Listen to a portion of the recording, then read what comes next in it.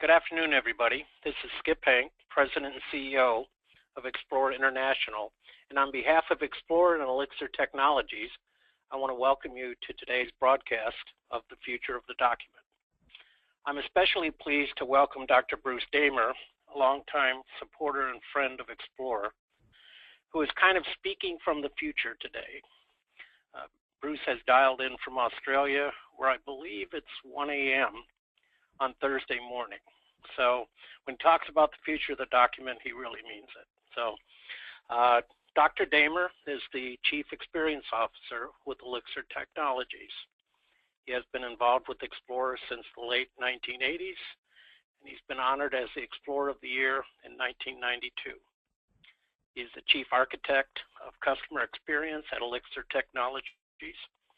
Bruce has extensive experience in technology, especially in the CCM space. In the early 1980s and early 1990s, he wrote the original code for Elixir Technologies desktop applications, delivering one of the first graphical user interfaces on PCs in the enterprise. In the 2000s, he was part of the team that architected Elixir's Tango enterprise web-based CCM solutions. I'd also like to mention, for those of you who are curious about the history of our industry, or simply want to go back in time a little bit, Bruce is also the curator of his DigiBarn Computer Museum. I urge you to visit his website, www.digibarn.com. I'm sure you're going to enjoy it and see some things, not only be enlightened a bit, but have a bit of fun. So now please join me in welcoming Dr. Bruce Damer. Bruce? Thank you, Skip, and hello everyone on the webinar. What I'm going to present to you today is something from the future, at least 24 hours from your future there in, say, the United States or Europe. Gives us a little bit of an edge here. But I want to first start by going back into the past. And our industry has been now in its active process for about 40 years. And I want to just kind of go back into our past a little bit because as Xplor members, you've been part of a tremendous transformation that really has changed the world. So let's go through our quick triptych timeline here. So, of course, the document started its life with Nicholas Gutenberg back in the 1440s. And this fellow, who was an accidental inventor of this technology, laid out all the foundations that we're still using. Point sizes, leading, guttering, it all comes from the movable type revolution that dominated the world until the 1950s into the 1960s, with Xerox Corporation moved the page into an optical medium with the 914 copier, and they laid the financial and technical foundation for what came next.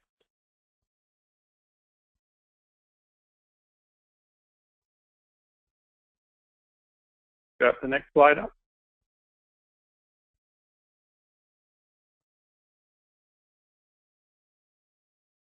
We're good. Okay, next slide. Thank you. In 1969, Xerox established Palo Alto Research Center, which actually for the first time put the page on the screen and allowed it to travel through the network to the laser printing system that they invented there, which is called the Dover. Just a tremendous revolution that got commercialized in 1981 with the Xerox Star, and the Alto begot another system called the PERC, which we'll look at later. And the high-speed laser printing business with the 9700 took off in 1977. And about this time, of course, Xplor was being born. So in 1982, Chuck Geschke and John Warnock left Xerox PARC to found Adobe, took Interpress with them, and that became PostScript, the first standard page description language. And that's really important for us because of what came later. In 1982 also, at Xplor in 82, the Intran image management group led, co-founded by Elixir's own Basit Hamid, launched Metaform, and it was the first commercial WYSIWYG document composition system, long before the Macintosh. So this is actually, in a sense, this date and Intrans innovation are where Elixir began. So in '85, there were important formations. Steve Jobs at Apple decided to use Adobe and PostScript and PageMaker for the Mac. And in 1985 at the Siebold conference, Elixir was formed. The core team went to Siebold and put all the pieces together to bring the high-resolution WYSIWYG page to a standard PC in that same year. So in our next slide, we see in 1987 there were important launches. PageMaker was launched, and that allowed the desktop publishing revolution to explode with the Canon Laser Writer. That was allowing us also to power the e-commerce world, the electronic document. And at Xplor '87, which I believe was Dallas, the old hands can remember, Elixir launched Elixir, which was the first WYSIWYG forms system on a standard PC. And just 1 year later, Xerox picked our products to market worldwide, which was a huge transformational event for us.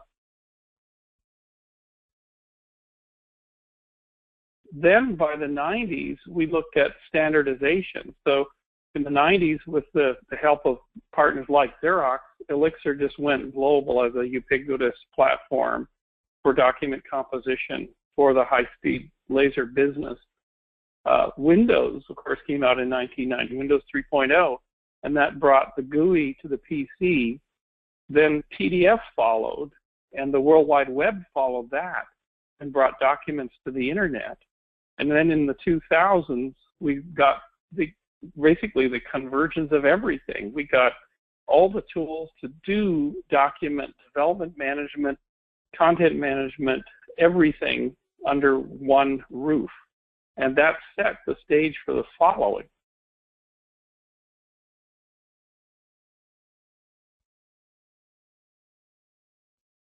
So where we are now, we're basically at a bridging point. So where the industry started was mastering the technology of complex formatted pages, ending up in large part in the PDF format. We are now aiming at simple interactive apps in the cloud where the page is broken up, the page is repurposed and broken up. But the conundrum for many of the Xplor members and many of our customers is there's a wide chasm that connects these two things, a wide chasm of technology, people, management, design. And this is the challenge that we set ourselves as we sought to transform our own company, to transform the company so that we could help you cross this chasm. And the result of that is Tango Plus. And let's take a look at it. And prior to taking a look at Tango, let's take a look at the amazing people who worked for so long. We're talking a 20-year time span to bring this technology to the market. Starting with Elixir founder Basit Hamid, shown here, and he's in attendance in the room in the office in Ojai with our team there, which I want to thank them for being on the call. There's an amazing team in Pakistan. And one thing to note, we were the first company in the West to go to Eastern Europe when the Berlin Wall fell and established a lab there, which is still present. In 1995, we established this lab in Pakistan. And here's the amazing team seen from above at our 20-year celebration last year. At the same time, the company since 1990 was based in Ojai. Here's our office in Ojai. Notice the circular themes everywhere. You're going to see them in the user interface. And our incredible team who are in this conference room here have just done an amazing job of coordinating this worldwide operation.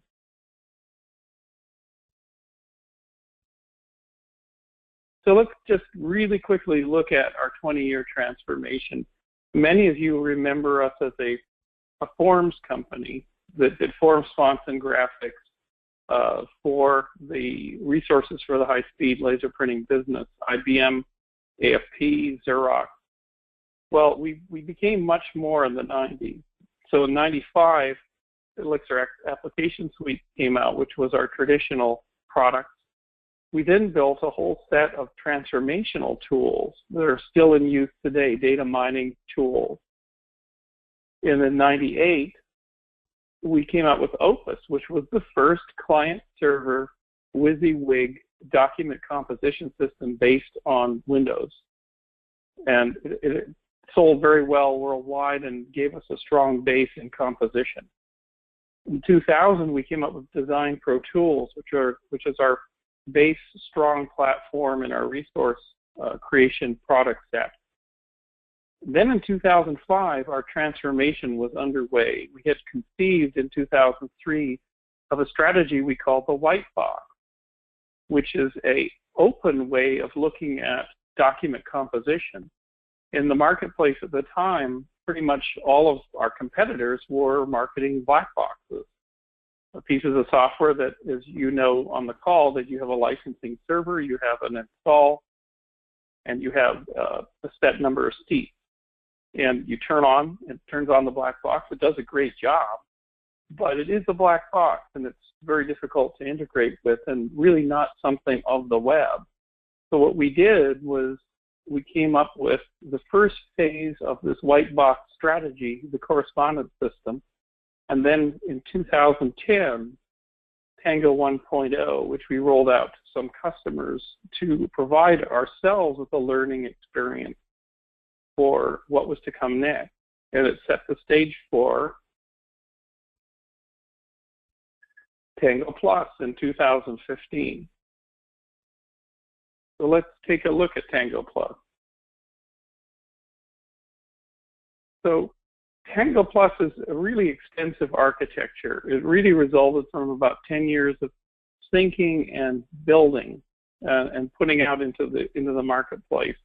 It has several components. Of course, the traditional components you would think of for managing, configuring, and designing document applications. So let's take a zoom in. Here we have management of your traditional platform documents, invoice letters, renewals, etc., with workflows, task alerts, etc. We really scooped up all the things that we saw out there in the marketplace that people needed to do to manage document and application building. So let's look at the next slide. The configuration for channels, we realized that channels were just exploding and expanding everywhere. We had to have an open system for business rules. We also had to have an open system for workflows and roles and basically authorizing people to do different things, because this platform is built for the web. It's built such that you can access it from any point. You're not installing software on a PC somewhere. Even your design function showed here with templates, formatting, content management, the rules, the data, everything could be operated anywhere, even on a mobile device, and for all the channels. So the whole system is a creature of the web and a creature of the mobile space. So no one has an idea that it's behind a glass door in an IT or a service bureau environment. It's just available ubiquitously.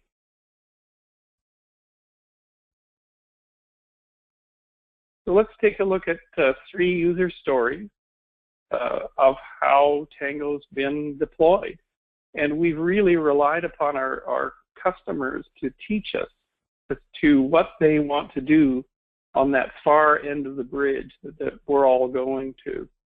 So the first case is ensuring in the cloud.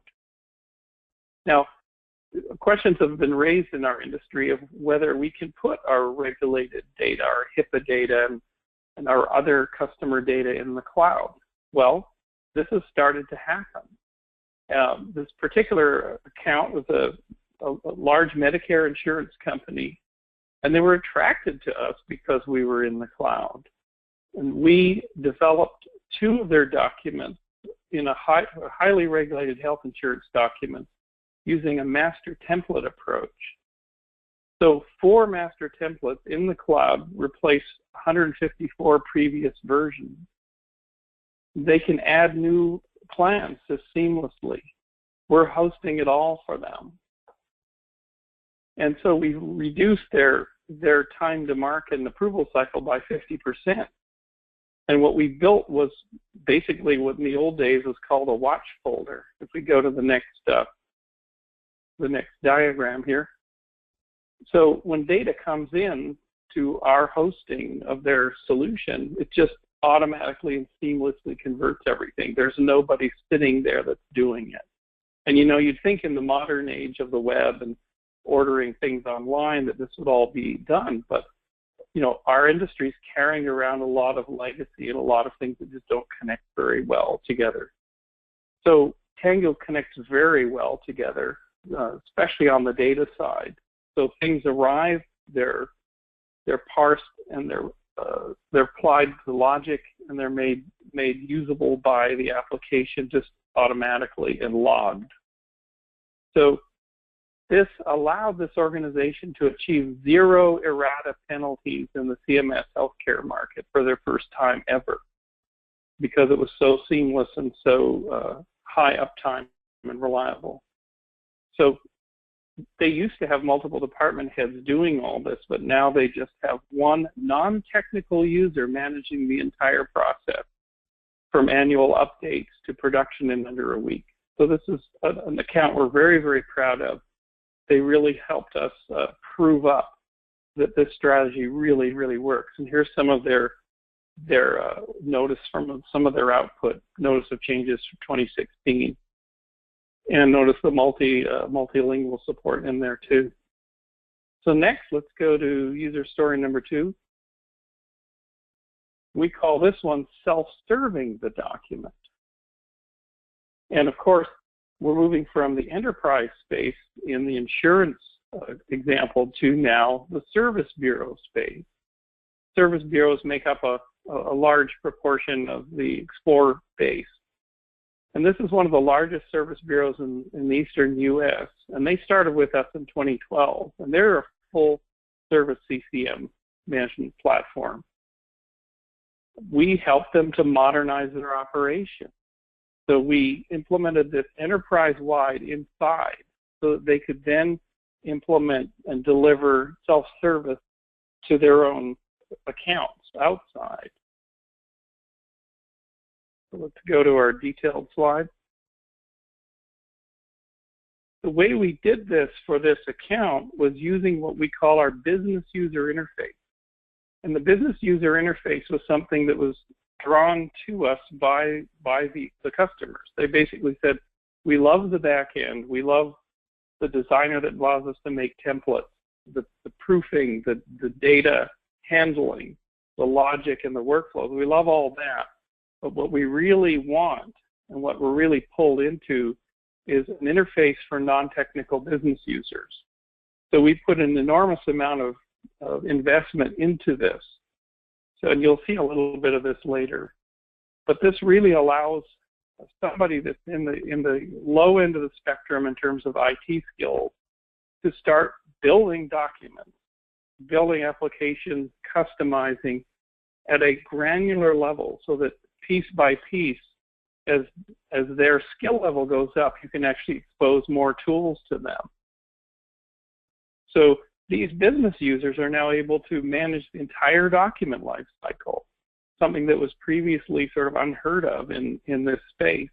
And here's some of the output there. That's a packing slip for Oppenheimer funds. And the whole system is running in a multi-tenant architecture. So as departments or divisions log in, they have separate data spaces, separate document spaces, separate design spaces. And this customer has reported that they're onboarding customers 3 times faster. So here's our final user story. We call it Policies Go Mobile.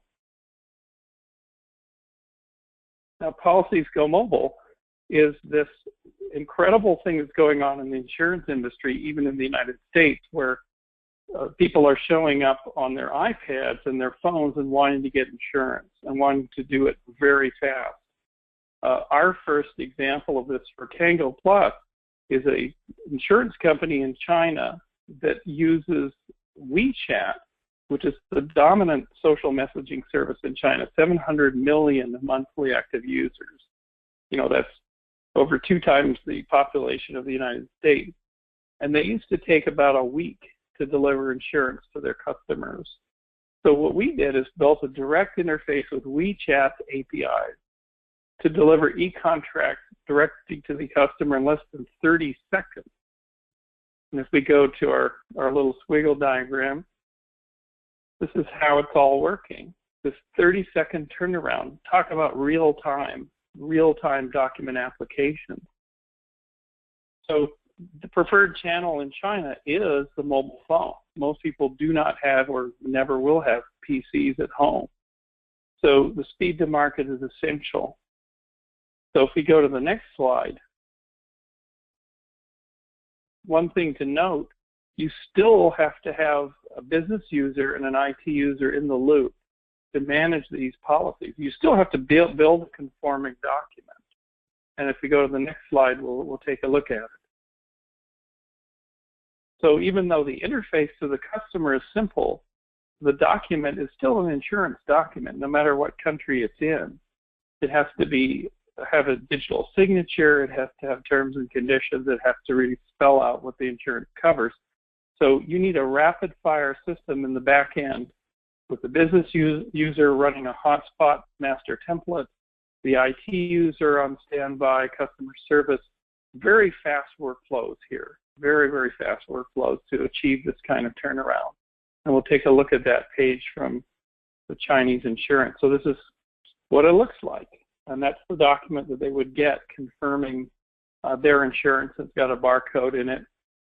Very Chinese kind of a design, very accessible for that culture. So we're so proud of this that we've been able to reach not only back to our traditional side of the bridge with these super complex formatted documents we're all familiar with, but we have our foot firmly planted with this customer in the cloud on that far shore, and we have crossed the chasm. So if we go to the next. So we are an agile company, so development is just a continuous process. And as we're rolling out Tango Plus, we're also building all the next features for what comes next. And we have a code name for this project, Ferrari, because it fast forwards to the future of Tango for the next 40 years. So what are we doing for Ferrari? So what Ferrari is an ongoing reflection of what the market has taught us in the last, especially 5 years. What the market taught us, which is something very important for this audience, is that there is no distinct difference, or there's no distinct cutoff between the power IT user and users that are, say, less technical. There's a gradation. So the power IT user does want to have all their templates open and be editing the data and editing everything down to the last pixel. But there's a BUI, a business user interface IT professional role,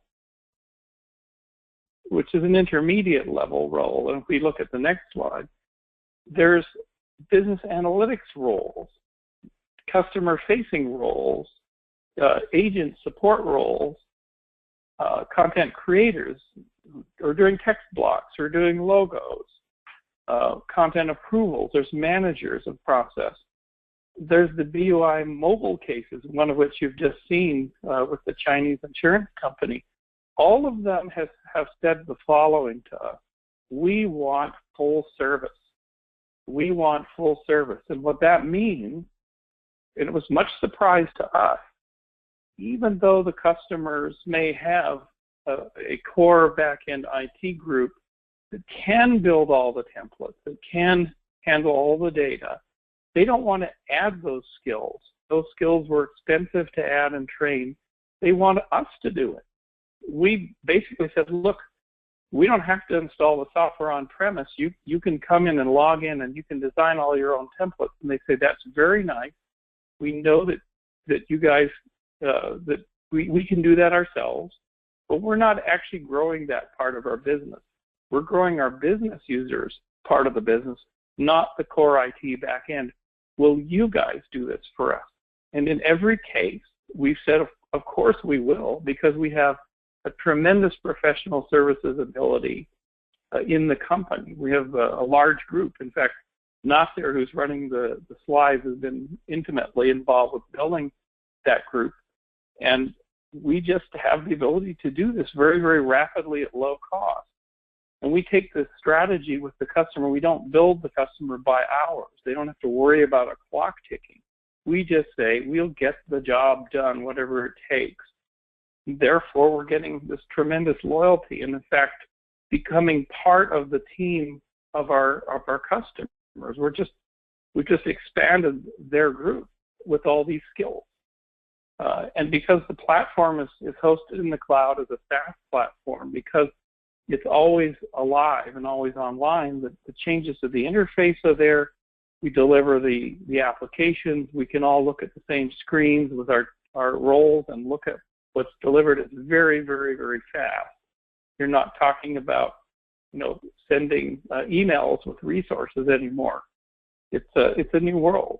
So they want full service.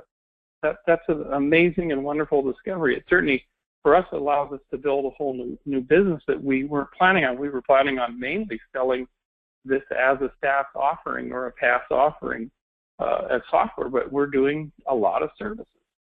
So let's take a look. So Ferrari, this is just a view of Ferrari, and Ferrari is an evolution of Tango Plus. You could think of it as Tango Plus Plus. And all of these facilities will roll out to Tango Plus users as they come online. And they're things that our customers have asked for over time. This screen is just showing you a bare bones project builder. We've sort of upped the level of what projects are and decided that projects are just multi-component, they're multi-tenant, they're multi-sourced things that have many, many roles. So the concept of roles is very expanded. So if I'm the user doing an annual report, I would come in here and pick from previous annual reports to start a new annual report for the current year. And everything is visual. When I pick that, and as a manager, and I decide I'm going to take that on, it would create all the other roles for everybody to take on. So everybody would have transparency and see what is coming. She just started the annual report for 2016, and we're now all tasked on that. So if we go to the next screen,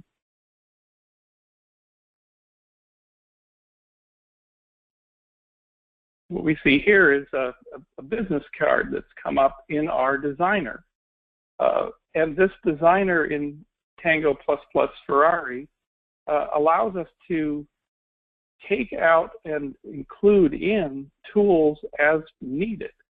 So for example, if I'm a business user who has a design skill and a design sense, but I only really want to change colors and text and style in any template, and then put them out as pages and proof them, I can just get a tool set delivered for me that just does that. It may not do business logic. And so literally all of the designer tools are components that can be snapped in as needed on demand. So that's our designer. And if we look at the next screen, and all of it comes down to workflow. So for example, here's a design that is fed by data sources. This is the kind of a traditional thing we're seeing in our industry. There are all these workflows. But these workflows can be packaged up and reused across projects. They're very easy to navigate. You could be on your mobile phone and going through this workflow. So let's give you an example of that. Say you're in production and your whole life circulates around whether these PDFs are present in that folder, because then they're going to go to print, or they're going to go to e-delivery, and you're running through the airport. Well, in the old days, you'd have to be on your phone to somebody who was then on a workstation, checking on those watch folders to see whether there was a flag or whether those PDFs made it through, and you're stressed out and you're boarding your flight. Well, we recognized that and said, you know what, they should be able to instead just bring up any part of the workflow, including production and output, on their phone, scroll around, look at who's looking at that, go in, check the status of everything that's going on. They need to make a quick request, they scroll over toward the role for the designer. Somebody needs to change a text block. They send them that message quickly. That's done, and they get transparency. They have a full overall view of what is going on in this entire workflow. And this is the vision that we're now rolling out piece by piece, because we're realizing what you guys want. Skip once said to me in a call a couple of weeks ago, he said, you know, in Xplor in the old days, we always expected and looked forward to Elixir kind of showing us the interfaces we'd all be using in the near future. And well, you know, that was inspiring to us, and we've always had that ethos of let's generate something that really makes buzz go. And these interfaces and this vision for how you can use a product like this, it just powers us forward. We really want to give you guys the absolute best we can, and we always have, and we're back and we're doing it again. So this is, I'm just about to wrap it up here. So what we're doing now is thanking you and welcoming you back, or us back, into the Xplor community. It's good to be home again. This was always where we started out, all the way back from Intran days all the way up. And we just love the community, always have. And it's great, too, that Feroz got in touch with Skip and arranged for this webinar. We hope it's the first of many. And this is a view as to where we've been, what we're doing, how we're transforming ourselves, and how we're hoping to help you transform yourselves with just the best tools possible. So with that, I'd like to hand it back to Skip and for some questions, and look forward to hearing from you. Thank you very much. Okay, Bruce, thank you so much. That was fun, particularly for me, going back in time and looking at the industry and certainly the role that Elixir has played in it. We do have a few questions, and if anybody else has any questions, please use your question window to send them to me. Let's see, the first question here is, digital transformation can be really expensive and time-consuming. How can a cloud-based platform help? And they said, how can a cloud-based platform help like Tangle Plus? Well, you know, it's amazing. There's a really simple answer to this. It's all about the different licensed solutions. So, in fact, Forrester and Gartner, in reports over the last several years, reported that this is in medium-sized enterprises. For just doing letter correspondence, the customers are using between 12 and 15 packages. So 12 and 15 licenses, 12 and 15 people that are trained on those packages and have to be retrained when you get turnover. And it's just an untenable situation. So the cost, I mean, simply replacing, you know, a portion or all of those with one system that's web-based, that's seamless, that doesn't force people to go into SharePoint and take the data out of SharePoint and then go into Word and pull Word in. You have one system that just negates and replaces all that. And, you know, that's just the beginning. And then if we're hosting the solution for you, you don't have to use any IT resources. You don't have to do all of the installations and all that time. And what we've done in our licensing is scalability. So you can start really small, just with a couple of applications in a certain volume set, and just increase it over time. So the cost of entry is really low. And then, of course, one of the most important things is on the back end is integrate with core APIs. So the whole platform is a white box. It has an open API. You can at any point run your own APIs, just like we did with WeChat in China. And we can integrate really quickly, and our team can actually help you do that. So that cuts out all that internal programming costs that packages are often face when you're onboarding them. So we really looked at this thing to how to make this just replace existing costs and all the churn of people. So I hope that's a long answer to a short question. Nope, that makes sense. This one is near and dear to my heart. It talks about security on the cloud. I've actually written a couple blogs on it. But the question is, how does Elixir address security concerns on the cloud? You know, this is a really good one, and we took a long, hard look at it.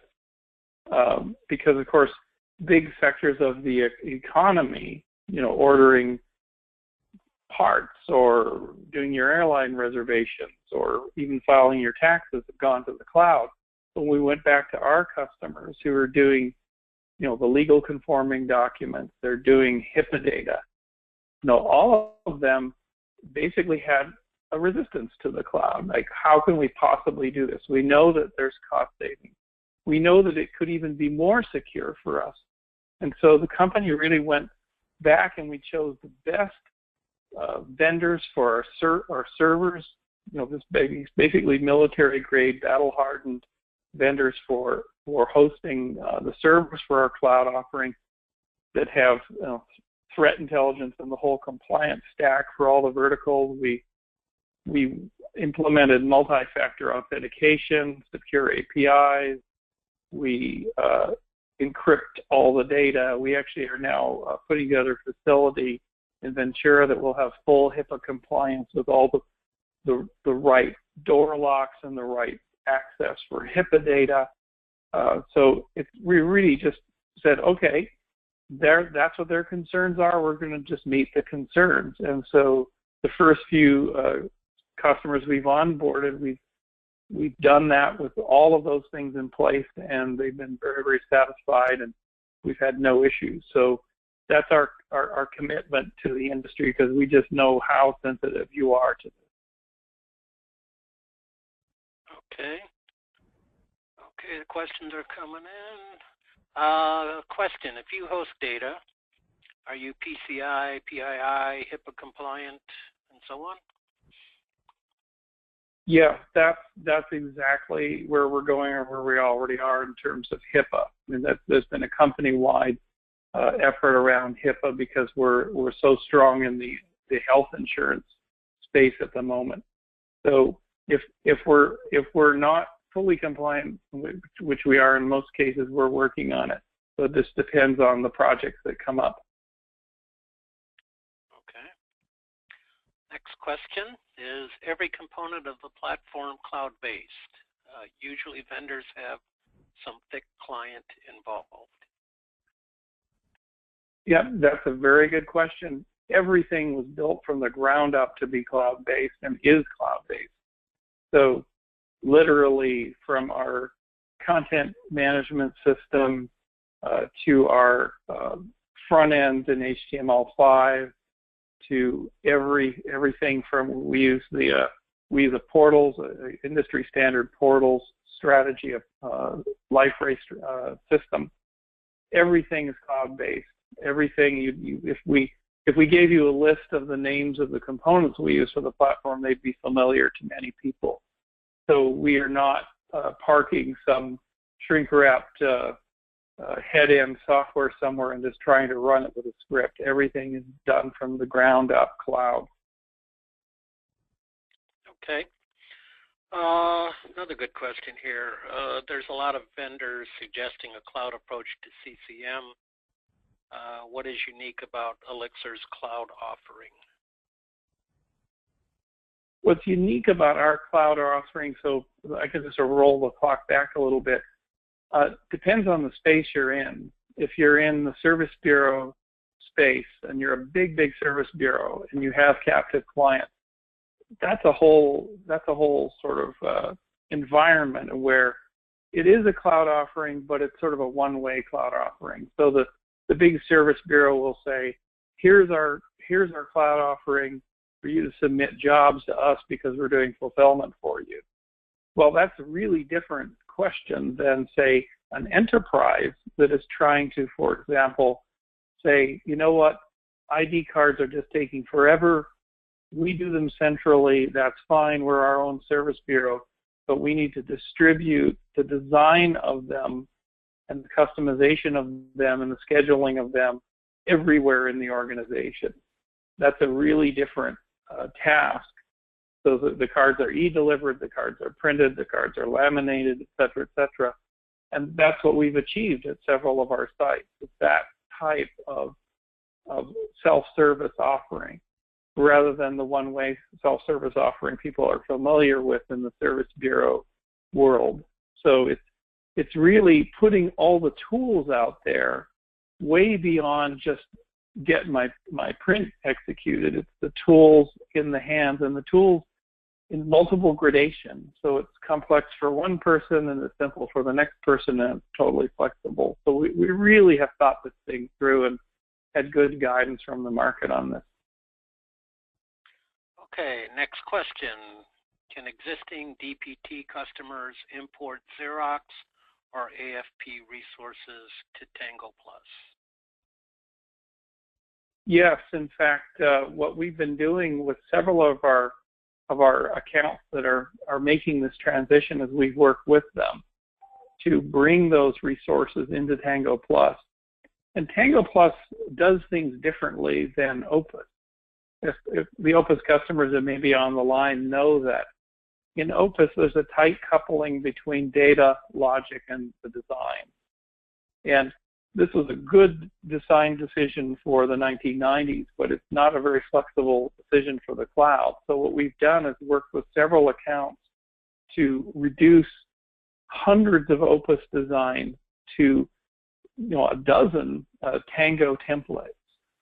So our professional services have gone in because we really know our formats. We know the outputs, we know the designs, and so we've gone in and just dot for dot, high fidelity, just helped the customer with full service to transition over to Tango Plus from Opus. Similarly, similar things have been done for the DP2 user base. So instead of having hundreds of forms, which are really variations on the same thing, our professional services have worked with the customer to take and decide, let's just make a master template and generate these templates, so these form outputs from that master template, and apply business rules. And you end up with something that's so much more easy to maintain. You're not sending letters in 15 languages and having different layouts for each of those 15 languages anymore, because the system is able to separate the data, the logic, and the templates into separate entities and then join them together. So it's not a one-to-one conversion that you can just sort of run overnight, because we're upscaling everybody to a whole different technology and a whole different philosophy. But our team is just ready on the ground to help anybody out there make this transition. Okay. Going back to self-service, you mentioned the concept of self-service. Could you further explain the concept and what value it offers? The value, let's give you an example of how the self-service model can be blown up in the marketplace. One of our accounts, which is a major medical insurer in the East Coast, their lines of business were being hit because, of course, we know that there's no grand czar anymore over all the lines of business. Lines of business are making their own decisions as to the tools they bring in. And in this particular company, some of the lines of business have basically been somewhat poached, I would say, by what you would call interlopers, people that are coming in, or small firms that are coming in and saying, look, we can give you this instant policy underwriting system on the iPad and our mobile phones. and here it is, and it ties in, et cetera, et cetera, et cetera. But the interloper approach does not, it actually interrupts the workflow, the normal day-to-day workflow of underwriting. So suddenly you've got this alien system that does not talk to the normal systems that generate, confirmation letters, that generate the policy, that generate the terms and conditions and the riders and things like this, and it's a mess. And coming into accounts like that where there have been all these systems bolted on, it can be a multi-year process to just unwind it. Because what's happening is they're trying to cross the bridge from one side to the other, and they're just adding things willy-nilly. So we came in at the beginning instead of this going too far and said, look, we can do it all with Tango Plus.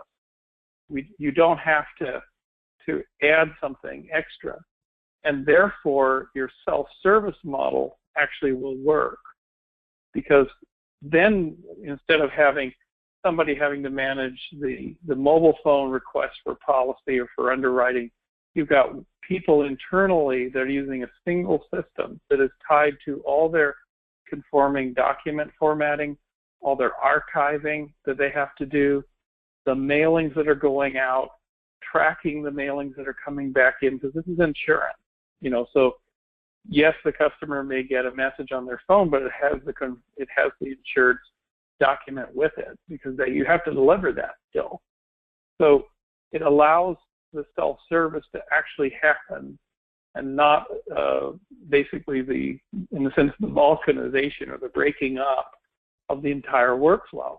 So for those companies, and this can include service bureaus too, that want to own their own CCM process, own the digital part of it, and completely manage that, carefully manage that, this is what Tango Plus was designed to do.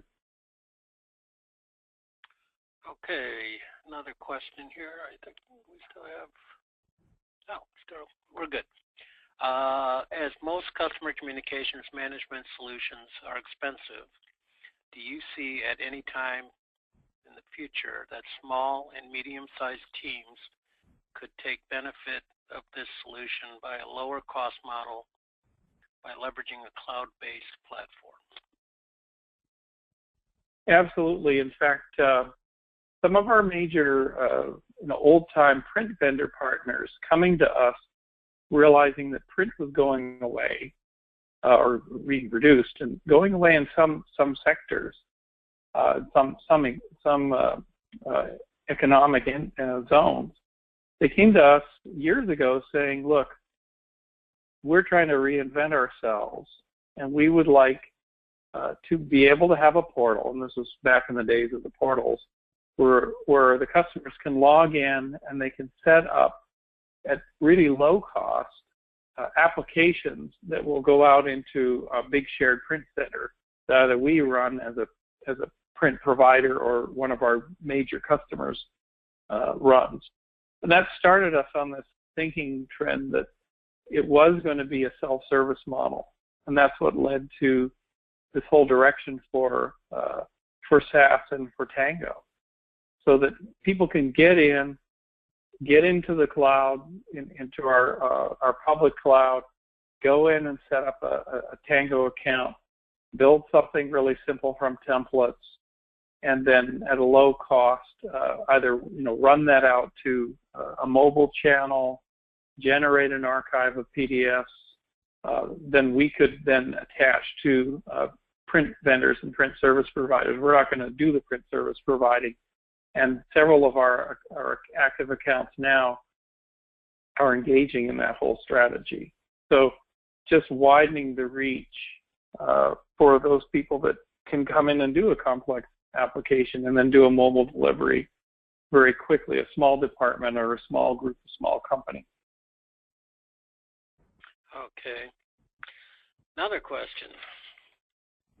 Must be a great deal of interest here, Bruce. These are a lot of questions. We don't usually get quite this many. So does Elixir offer any type of content management system to allow us to control and approve the development and production of our regulated documents? Yes, we equip the package with complete content repository with workflow, with industry standard workflow built in. And on top of that, what we did was allowed role-based access to the workflow and the content, independently, so that you can track who is doing what in what repository, who's affecting what workflow, and logging all of those activities. Because people often forget that it's not just about encrypting files and securing file stores. It's also about logging what is going on, so that if you have some kind of an incident later where an employee is doing something in the system, you can actually track it. You have a record of what is going on. And that's all part of the architecture. Okay. Another one, is there a subscription monetized model for Tango Plus?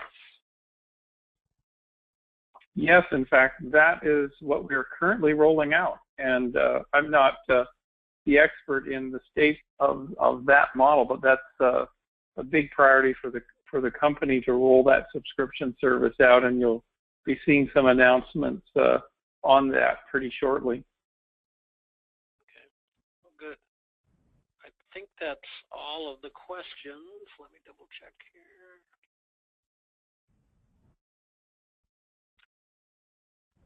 Yep, that's all of the questions for now. Bruce, thank you so much. I learned a lot myself, and it's good to get back up to speed on what Elixir's doing. This actually will conclude the webinar today, and I want to thank Bruce. Thanks for coming back and sharing with us, and Elixir Technologies for sponsoring the event.